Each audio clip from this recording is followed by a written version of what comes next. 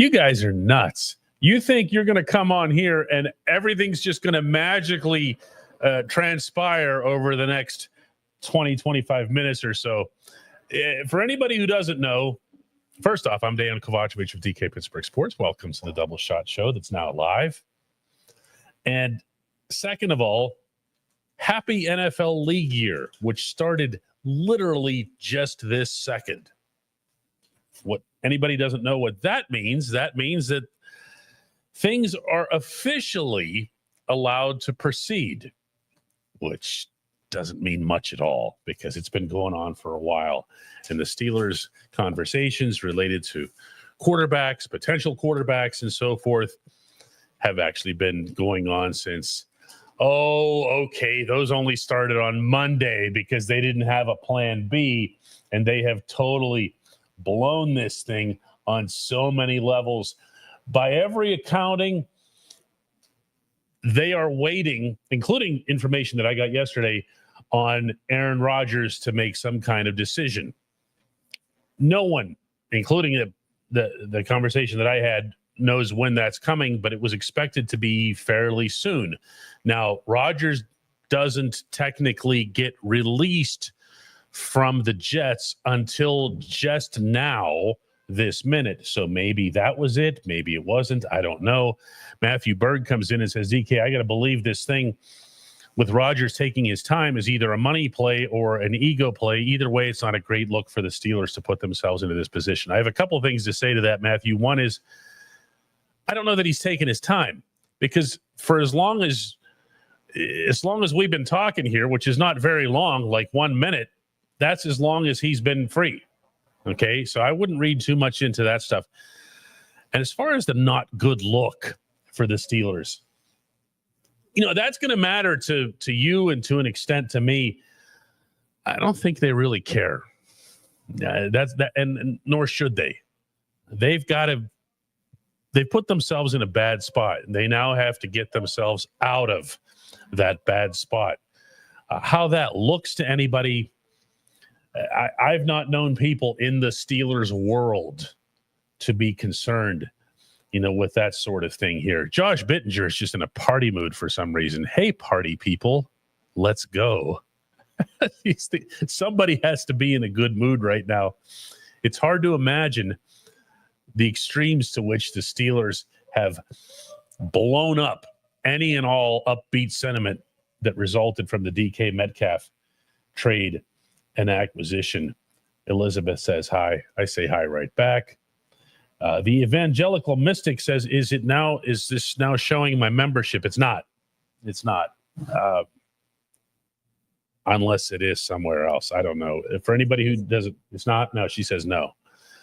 Go to dkps.net/join to become a member of this channel and to, become part of what we do here, whether it's this show, whether it's the Ramon Foster show, whether it's whatever that we do. Matt Williamson and everything. David Rivera says Rodgers needs to stop dragging his feet. Again, we don't know that he's doing that. Carol has a really good question. She asks, so is Mason Rudolph's return contingent on Rodgers?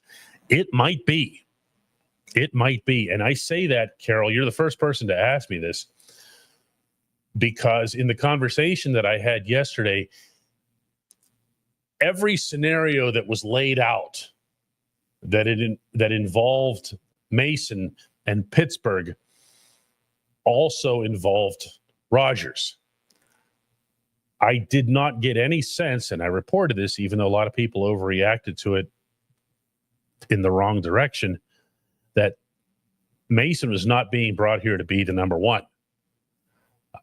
It would be Mason would come in and be a guy who could reasonably, with experience, step in case the one were to go down. And when you have a one who'd be 42 million, he's not that old, 41 or 42 years old, you're going to need to have somebody waiting eagerly on the sideline, probably with the helmet on.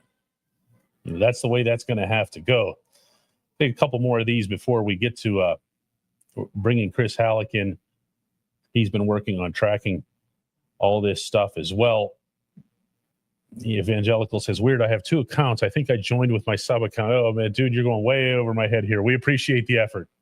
Really appreciate the effort. Alexander Nye says, money is the problem. I don't think they want to pay Rodgers. We don't have to do this. We just don't know. We just don't know. We also don't know that anything's been delayed. This is a really, really unusual situation. And I also get that it's really, really uncomfortable. This fan base went 18 straight years without having to worry about any of this kind of stuff. And now, for the past 3 or 4, it's just been this constant, who's the quarterback? Who do we trust? What are they trying to do? You know?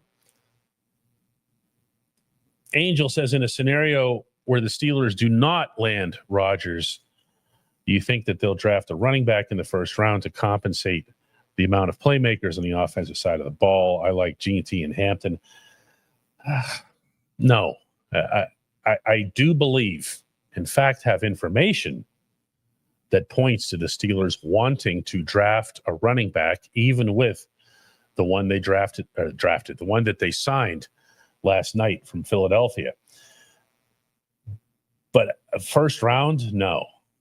I keep saying this, but as far as the first round picks go, if you end up going quarterback in the first round without moving up, without moving down, and you use that pick on what would reasonably be considered not the best player available, meaning you're just going for position the way they did with Kenny Pickett, you are costing yourself an impact defensive lineman. Do not lose sight of that.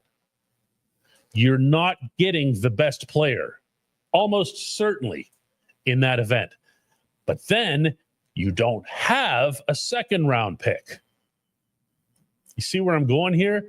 So if you want to take like a Tyler Shock or someone like that as a quarterback, you say, oh, we'll just wait till the second round. No, you won't, because there isn't a second rounder. This is so convoluted on so many levels right now. When we come back, going to be joined by Chris to try to make some sense of it. At DK Pittsburgh Sports, we take pride in coverage that connects our city's fans to their favorite teams. Now, that connection's stronger than ever. Introducing our all-new state-of-the-art app. Find expert inside reporting and original podcasts. Check live box scores. Track the latest stats. Chat it up with our community of thousands of fans, all in one place. The new app from DK Pittsburgh Sports. Coverage that connects.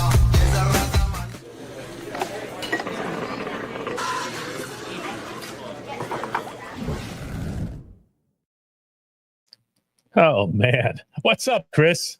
Hey, so while you were doing your introduction, there's been some news that's been happening.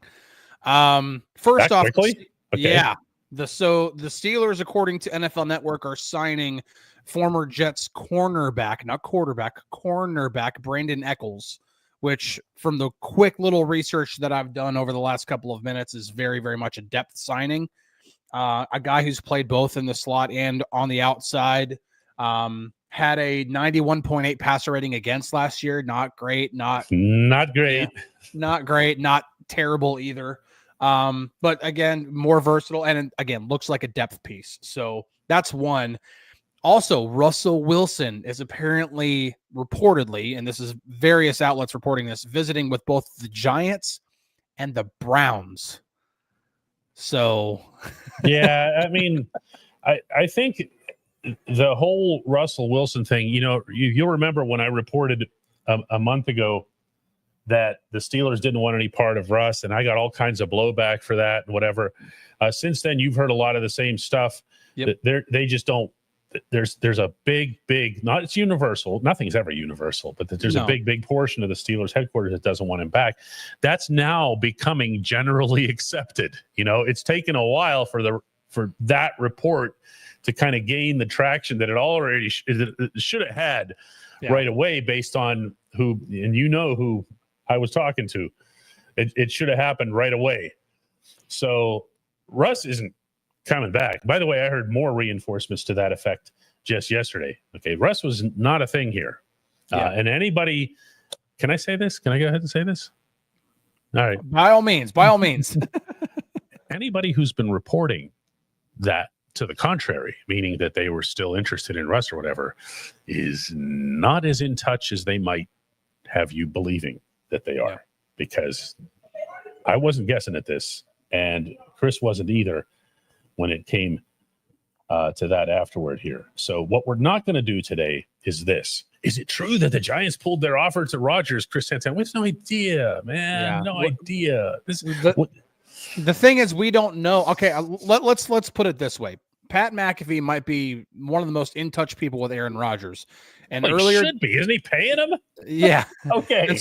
And so earlier today on the Pat, I'm tuning in just to make sure, because I had seen something on Twitter saying that Rodgers was going to be announcing something on the show. Of course, Pat, disputed that and said, no, he's not scheduled to come on the show. But I watched anyway just to see. He's like, I know nothing.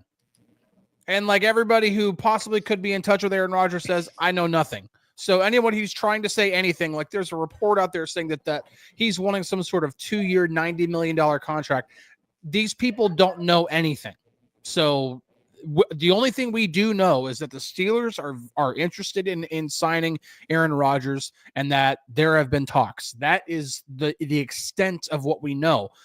Is there a really good likelihood that Rodgers does sign with the Steelers based off of his respect for Mike Tomlin, the fact that they just got DK Metcalf and he'd have two very good targets to throw to? Mm-hmm. Yes, there's a number of different things that you could throw in and be like, yeah, there's a good possibility that Aaron Rodgers is the quarterback of the Steelers in 2025.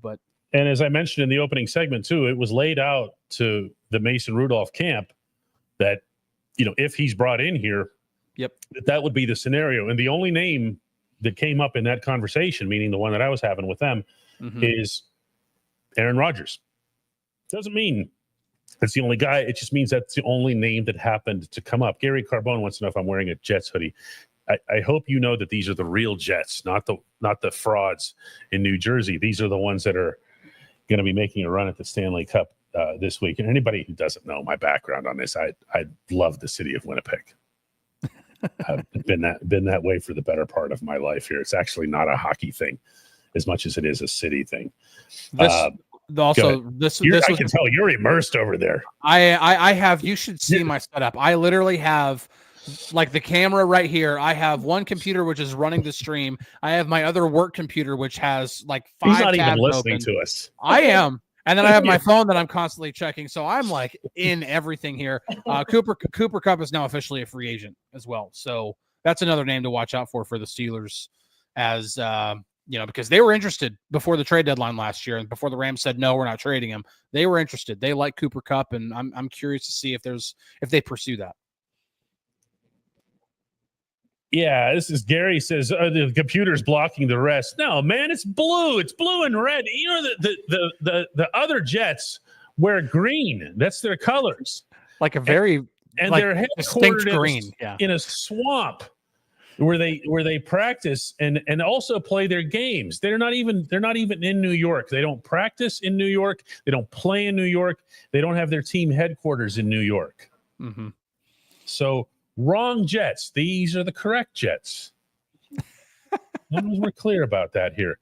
Chris is dialed in, says that's what you gotta do. Sasha Steele says, hey guys, my patience is gone. I want a quarterback. We can talk about patience all we want on this end, but the patience that matters, that's relevant here, is on the Steelers' end.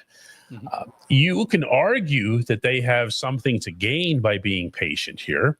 Meaning, let's say they don't like, just use hypothetical here, Chris. Let's say they don't like what the scenario is with Rodgers. And I'm kind of hoping that they don't.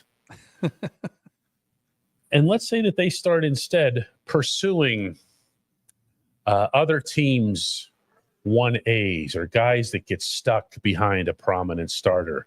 I haven't heard anybody mention the Lions, but aren't the Lions one of those teams where you can look at them and say, all right, I mean, we know they've got Jared Goff, they've got everything, but they've also got somebody else there that maybe can be pried out.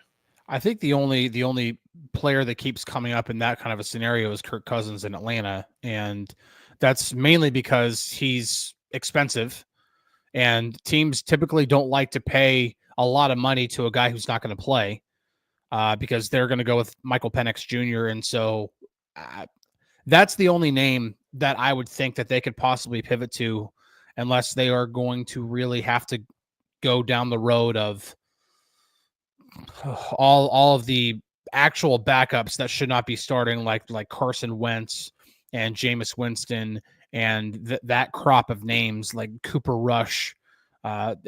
Mac Jones is another one. And I think Mac Jones as a backup is fine. But to be your starter, this is so bad. This is all so bad. I mean, I'm invoking Hendon Hooker here, for crying out loud. That's what I mean when I say it's just, you can do this. And yeah, Kirk Cousins, we've brought up on the show, more than once. This is all so bad. I just can't. I keep trying to find ways. I feel like I'm concocting ways to create a quarterback room as opposed to a quarterback one, and it's just, Marcus Mariota. He's gone now. He's gone now. He is. Where'd he go? Yeah, I think he's, if I'm not mistaken, I think he re-signed with the Commanders. If I'm not mistaken, I have to look at that real quick. That's a pretty nice fit for them, because he comes in and that makes sense. I just maybe Commanders. Maybe, Chris, the escape hatch here is the draft. Unfortunately, it's just not a great draft to go after a quarterback, because everything sucks. We should just say that and call it a show. Everything here just sucks. That's what I had been trying to let everybody know as soon as the season ended, that this is not, especially with the way the season ended. You knew that with that 5-game collapse, that bringing back Russell Wilson was not a good idea. And so then at that point, the best option, and I had said it from the very beginning, was to bring back Justin Fields. But I also understand the details of that contract came out. Let me paint a scenario real quick when it comes to Justin Fields. That contract comes with 4 void years. Like a 2-year, $40 million contract needs 4 void years with the way they structured that. Imagine if the Steelers did that exact contract for Justin Fields, and after 1 year they decided, he's not going to be the guy, and they draft, Manning or Aller or any of those other guys in next year's draft. They'd be paying Justin Fields. They would have some sort of tie or dead cap or whatever to Justin Fields for the entirety of that quarterback's rookie contract. That's not good management. That's desperate decision making. And so I understand why they didn't pay that kind of a contract to Justin Fields, but it doesn't change the fact that this offseason was a terrible offseason to get a quarterback. I absolutely think they should take a guy. When you're in quarterback purgatory, you have to throw as many darts against the wall as you possibly can and hope that you hit the bullseye and you land on one. So absolutely, they need to take a quarterback in this draft. I just don't think they need to be reaching for one, and that's my concern there. Well, I'm going to keep trying to find solutions here. Okay, even if they're totally whatever. Yeah. And the only thing that we have that's any point in fact regarding this entire scenario is that, yes, obviously the Steelers have been in contact with Rodgers. Mm-hmm. Yes, they have been in contact with Rudolph. Let's just do this, okay? I don't care who yells at me or whatever here, but let's just say that you bring in Rudolph and you bring in like 2 projects or 2 young guys or a Tyler Shock or someone like that. So it's Rudolph, Shock, and random project guy, right? Mm-hmm. Okay. So what if you do that and you say, listen, Rudolph showed us this in the final 5 games of the 2023 season. We're familiar with him. We know him. We trust him. We believe in him. We also know he's a consummate professional. And if something were to happen, he'd go to being the backup. He'd be graceful about it, whatever else, right? Okay. Mm-hmm. See, they're already going to be biting my head off here. Okay, wait, no. So Yin says, no, bring in Mason. Jay Moon says, I'm not mad at it. Let me just keep coming here, okay? Keep coming at me here in either direction. I don't care. If you look at what Mason did in his final 5 games with the Steelers, okay, including the playoff game in which I thought he was fine in Buffalo. It wasn't great. There's the one bad interception off to the left side. And then you look at the season that he had in Tennessee, in Nashville, which is really hard to analyze because the Titans were just gross, man. This was just a horrific offense, arguably the worst offense in the NFL. Now, are the quarterbacks part of this? Sure. Was Mason part of that? Sure. Was Will Levis a big part of that? Absolutely. They're ready to punt him into oblivion. Okay. But tell me what else was there. Tell me who was blocking for who. If you're talking about Mason's stats from Nashville, then you're talking about a 64% completion percentage. You're talking about 1,500 yards of passing in 5 starts in eight total games. Okay. And the one thing that everybody jumps on, there's 9 touchdowns to 9 interceptions. Well, I was doing the show earlier with Ramon Foster, who covers that team. He's down there in Nashville. He said that 4 out of Mason's 9 picks were off tipped balls. Now, is the quarterback responsible for tipped balls and everything? Yeah, to an extent, absolutely. You don't want to be throwing it wherever Cam Hayward's big paw happens to be. But, there are interceptions, and then there are interceptions. And Mason's not really been a guy that's been that irresponsible with the football throughout his NFL career. So if that's the one thing you're looking at, you probably don't have much. And do I have anything here from anybody? I think when it comes to Mason Rudolph, what you get is you probably won't have the bottoming out season in which you would have a top 5 pick, but I have a hard time believing that you're going to win a playoff game. I think with Aaron Rodgers on the flip side of that, the potential either way swings way wider.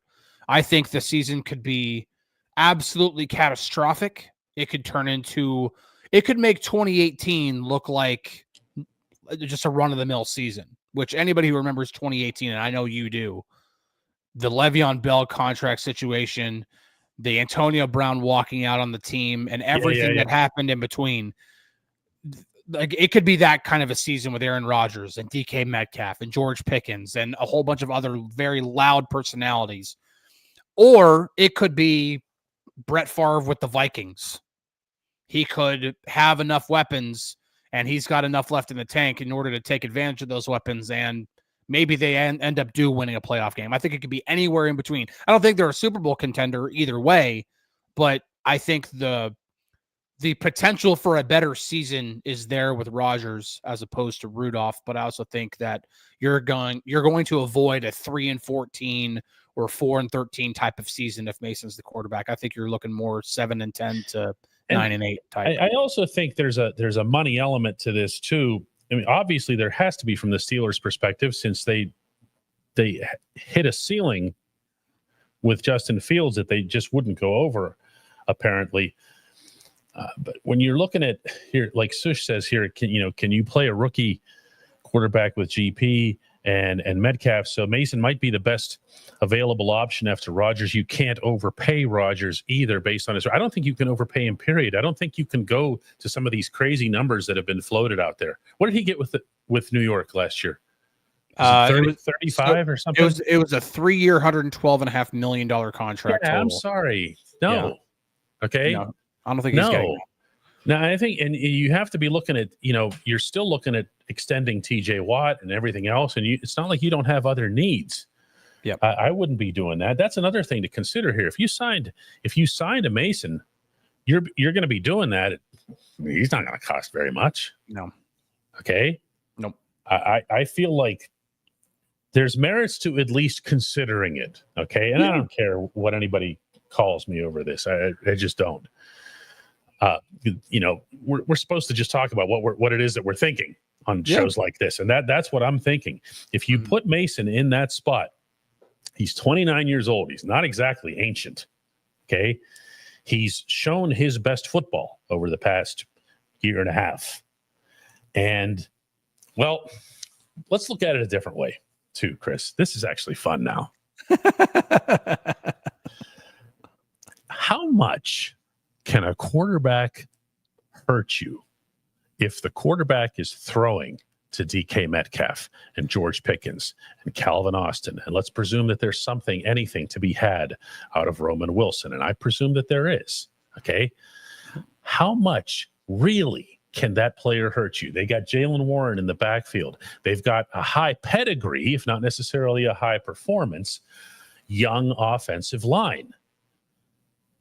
Why not just put somebody in who can manage all of that, who can make all of it happen without handing that person $40 million a year and having them become some kind of epic distraction? I'm telling you, Chris, watch out. I'm telling you, I'm starting to feel this.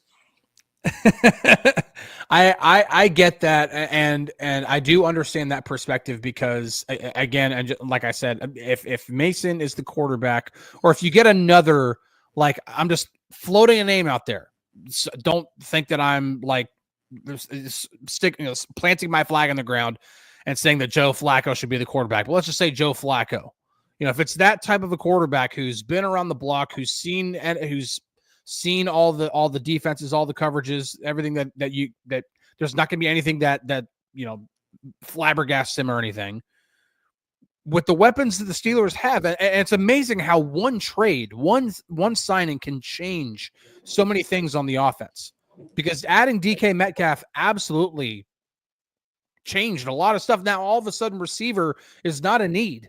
You can still add to it, and that's why I'm not, until Cooper Kupp is signed by somebody else, I'm not convinced that the Steelers won't be interested in Cooper Kupp because and there you go again. That's what I'm talking about here. Yep. So you bring in Cooper Kupp, and now Cal is your 4 or something. Do you know what I'm saying? Yep. Okay, or you can afford to trade George for some other weapon, or get your draft pick back and maybe draft a quarterback. Do you follow what I'm saying? In the second round, trade George for a second rounder, get yourself that other quarterback, whether it's Tyler Shock or somebody else. So you're still building the quarterback room. You're doing what you should have started in 2018, 2019. You're building the quarterback room up while you have yourself a real live professional at the helm. And the only, I'll tell you what, I respect what people have to say on almost everything. The only Mason comments that turn me off are the ones that say, come on, DK, he's a backup. He's a backup. Just because you thought of him that way here when he literally was not playing at all. Yeah. So then he shows up on the football field and he starts playing football in front of your eyes, and everyone's like, the heck was that? Last time I saw him, he had happy feet. He was playing like he was walking on hot coal, and now he's just holding the pocket. He's just standing there holding the pocket. Or you get caught up in names. No matter how old they are, you get caught up in names. Preston comes in with Ryan Tannehill. What's he doing now? You know what he's doing right now? He's being old. Yeah. And currently, that's actually on his itinerary for the day. So today, March 12th, I'm going to be old. Yeah. I don't think he even played last year, if I'm not mistaken. So, right. But we like the name. Yeah. Yeah. The reason why you can still somewhat, now, again, I'm not a proponent of this or anything, but the reason why you can still like Aaron Rodgers to an extent is because he can still throw the football. He still throws a really good football. It's not quite what he used to be. It's not, he can't move the way he used to be. Chris. No, he can't move the way he used to whatsoever. We just saw what that looks like. Yep. But he also the last 5 games of Russ. He also gets rid of the ball. He definitely gets rid of the ball, but he's always done that. Yeah, but I mean, it's like you're talking about Russ, who was one of the slowest in the league in getting rid of the football, to Aaron Rodgers, which of quarterbacks who started at least 12 games last year was third fastest in getting rid of the ball. So that's there's enough of the Aaron Rodgers thing that intrigues me, but I also, and the way I'm going to describe it, if and when this story does break, the way I'm going to describe it is. Cold Mill does bring up a good point, saying Mason is the prototype of an Arthur Smith quarterback. I mean, I'm not opposed to the idea whatsoever. I do think them bringing Mason Rudolph in, whether it's to be a starter, be in a support role, be QB2, no matter what it is, I think it's a high floor type move. I don't see high floor Such a good way to put this. Yes. Yeah, that's the way I view it. I have a hard time saying that if Mason Rudolph is the starting quarterback when we are about to embark on week 1, for me to put some sort of prediction out there that the Steelers are going to finish 11-6 and win a playoff game, I have a hard time doing that. But I also have a hard time saying this is going to be a catastrophic season in which they finish 3-14. It's going to be awful. It's going to be horrendous. You're going to hate the fact that you're a Steelers fan, whatever it is. I don't think it's going to be that type of a season either if Rudolph is the quarterback. Keep going here. I'm not done. Okay. I'm not done. Keep going here. Now you take the money that you don't spend or throw away on Rodgers. You take that money and you say, okay, listen, we've done what we need to do on defense. Okay, we'll address defensive line through the draft, which is what you should be doing anyway. I'm sure you'd agree, Chris, in the first round. 100%. They picked up a something of a depth corner here just in the last half hour. Great, go ahead and do that. Okay. Don't spend any more money on the defensive side of the ball. Okay. Take what you got and just load up wherever it is that you can. And I'm not going to be an idiot here and say, go get another tackle. You've got 2 first-round tackles. You can get yourself a high-grade swing tackle. Yeah, and you need one. But I'm saying high grade. Yeah. Okay. There's somebody who will come in and push Broderick Jones, maybe push him out of a spot. That's fine. Okay. As we just saw with Dan Moore, those are expensive. Go ahead and get that. Okay. Yeah. Go ahead and get that. Go ahead and get a right guard. Okay. Go ahead and get a right guard to push, Mason McCormick or a swing. And again, a guy who can play both guard positions and maybe back up at center.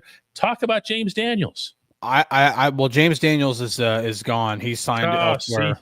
Yeah. Okay. But I like Nate Herbig. I like a reunion with Nate Herbig, to be completely honest. I think that it makes sense, not only because his brother plays for the Steelers, but he was a serviceable backup before he got injured. Obviously, he was going to be the starting center last year before he had the injury at the end of training camp. I mean, he could play both guard and center. I think it's a nice fourth interior offensive line when we're talking about center and guard. So I think that's a nice, and it would come relatively cheap too. You can get good quality when you're talking about backups for cheap. I'm all for adding another receiver, especially if it comes at the right price. And Kupp would come at the right price, and you're going to probably have to show Kupp a quarterback, but I don't know. They didn't have to show Metcalf one. Danny Johnson's trying to get on my bad side here. He says, first Justin, now Mason, you're fishing, DK. No. I'm operating with the pool that's actually in front of everyone. Okay. Again, I could sit here and tell everybody what they want to hear, that the Steelers are going to go trade for Joe Burrow. They're going to pry Patrick Mahomes out of Kansas City. And while they're at it, as long as they're looking for a good number 3, they're going to talk to Buffalo about their guy as well. That's just, I'm trying to be real here. Okay. When I was talking about Justin Fields and I said that they really want to have him back and they really like some things and they really saw improvement, that wasn't fishing. That was fact. That's what they were telling me. That's what they were telling Chris. And in emphatic terms, why they didn't step up financially, that's another question for a different group of people on another day. Okay.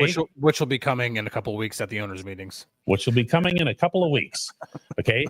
Fishing with Mason, also not. We're looking at who's actually there. Have you noticed that every time I throw out a quarterback's name, Chris says, nope, he's gone. Nope, he's gone. That's a problem. Okay. You're dealing with what's actually there, what's plausible. That's not fishing. That's just being real. Yeah, and again, to reiterate this and to keep reiterating this offseason was going to be bad when it came to the options at quarterback. Even if they would have gotten their way and re-signed Justin Fields, there's a very real chance that the season wouldn't have gone well. There's a real chance that Justin Fields would have not been able to grow any more than he did, and they would have been 9-8, 7-10, somewhere along those lines. I'm not convinced that Justin's going to go to the Jets and figure everything out. I hope he does. He's a really great kid, and I'm rooting for him, because it's hard to find guys who are that humble at that position, because I mean, you're talking about the polar opposite of Aaron Rodgers here. I am. It was always going to be a bad offseason for quarterback, and I've got my eyes on the 2026 draft. I'm already starting to do my homework, and I am going to be very, very keen on watching the college football season in the fall. To watch. I'm going to be watching a lot of Texas games. I'm going to be watching a lot of Penn State games, LSU games, Tennessee games, where there are quarterbacks who are going to be interesting, because I think it's going to be a much better quarterback class. And right now, if everything stands the way it's going to stand, they're going to have a lot of compensatory draft picks where they could possibly have the firepower to trade up if they wanted to get one. Joey Weaver gets the last call for the day here, coming in with a $2 contribution. That's appreciated. Joey says, please tell me we're trading to the top of the draft class to get the top QB available. That, of course, Cam Ward. Chris has some thoughts on that. This is not the year to do it. Now, granted, I really like Cam Ward. I think he's going to be a good NFL quarterback, but you're sitting at 21. You don't have a second round pick. You don't have any other, as far as I'm aware, the DK Metcalf trade, you gave away a second round pick and you swapped one of the 7th round picks for a 6th round pick to get back into the 6th round, because that was traded away to get Fields. So right now the Steelers have 6 draft picks. That is not enough capital to trade up as far as they would have to trade up to get. But you can also trade future picks too. So you can trade future picks. You could trade, a probably player. What you have to do is trade a first rounder, trade a second rounder, futures. Yeah.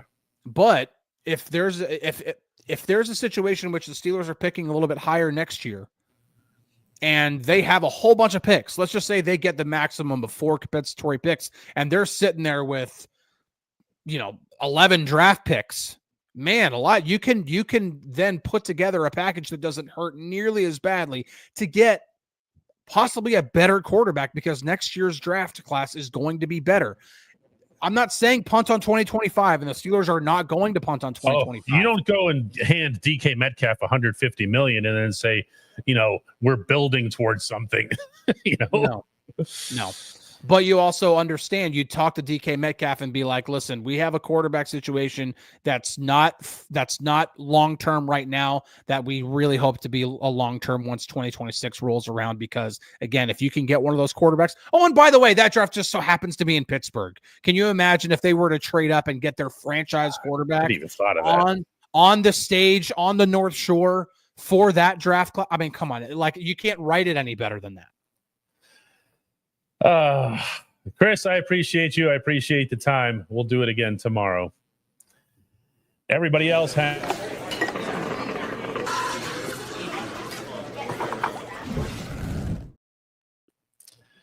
appreciate you hanging around for the business portion of the program. Fuzzy comes in with $10 and says, is it more than the money for Justin Fields? Do you think he wanted to be guaranteed to be quarterback 1, but someone, in quotes, I'm sure he's talking about Mike Tomlin, didn't want him to do that? If so, I would be really annoyed. We can invent stuff, and that's all that is, Fuzzy.